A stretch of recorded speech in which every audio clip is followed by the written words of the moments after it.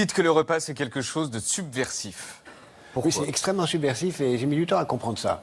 C'est que le repas dans notre société, c'est un moment où on ne travaille pas, où on n'achète rien, et où on ne produit rien, et où on parle entre nous de choses qui peuvent être critiques de la société. Donc c'est un moment extrêmement dangereux pour le capitalisme, pour employer un mot un peu général, mais pour toute forme de société organisée. C'est un moment très dangereux, puisque c'est un moment qui est hors de la discipline sociale. Donc c'est pourquoi, dès la fin du 19e siècle, la société capitaliste américaine a tout fait pour tuer le repas, pour qu'on mange vite, pour qu'on dépense très peu d'argent en mangeant, pour garder de l'argent pour acheter autre chose. Et qu'on soit peut-être le moins possible autour de la table. Qu'on soit le moins possible autour de la table, d'où la durée des repas qui s'est effondrée, et qu'on on passe l'essentiel du temps à faire autre chose, à travailler, à produire et à consommer d'autres choses que de la nourriture. Donc on a rendu la nourriture, à la fin du 19e siècle, fade.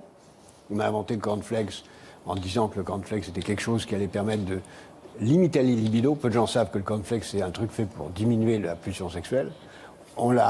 Ça a été inventé pour ça. Les cornflakes, les céréales. Oui, ça a été inventé pour ça, explicitement. Ensuite, quand on a trouvé que c'était un peu trop dur, on a inventé un truc pour mettre avec, c'était le ketchup.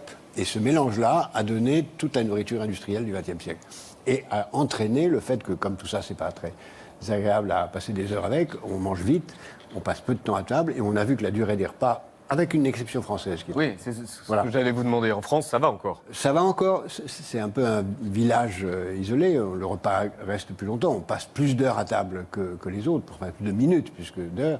On mange beaucoup moins longtemps. Oui. Du coup, on parle moins. Du coup, on parle moins, on est de plus en plus solitaire. Ça renvoie à ce qu'on voit. Nos sociétés sont de plus en plus solitaires. Les gens mangent même plus à la cantine de l'entreprise. Ils mangent seuls devant leur ordinateur, en regardant leur téléphone portable. Donc c'est une société de narcisses solitaires, juxtaposés, qui évidemment ne prêtent pas à autre chose qu'une forte demande d'autre chose. D'ailleurs, les Gilets jaunes, de toute façon, au départ, c'était ça. On veut sortir pour se retrouver ensemble.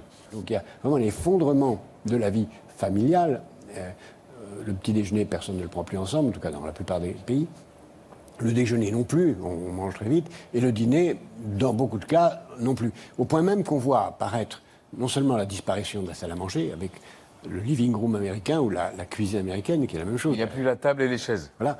Et même maintenant, en tout cas dans les villes où l'espace est très coûteux, c'est la cuisine qui disparaît. Il suffit d'un micro-ondes, on fait son truc, et on n'a pas besoin de cuisiner. Il va falloir nourrir 10 milliards de personnes, on ne pourra pas le faire avec le mode de vie. Comment on va faire en 2050 pour nourrir tout, quand on sera 10 milliards? Alors, j'en parle assez longuement. Il y a deux scénarios possibles. Les insectes. Voilà. Déjà, il y a 2 milliards de personnes qui mangent des insectes aujourd'hui. Il faut voir, les chiffres sont assez vertigineux.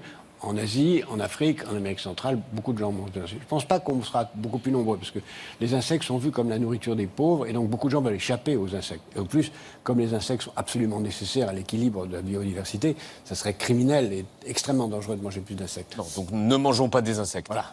Mais 2 milliards de personnes en mangent quotidiennement aujourd'hui dans le monde. Donc je pense que la tendance naturelle, ça sera certainement de manger moins de viande rouge, sûrement. On serait tous véganes? On mangera moins de viande rouge parce que ça coche toutes les cases. Ça consomme de l'eau, ça produit des gaz à effet de serre, c'est très mauvais. Ça ne veut pas dire qu'on n'en mangera pas du tout, on en mangera moins.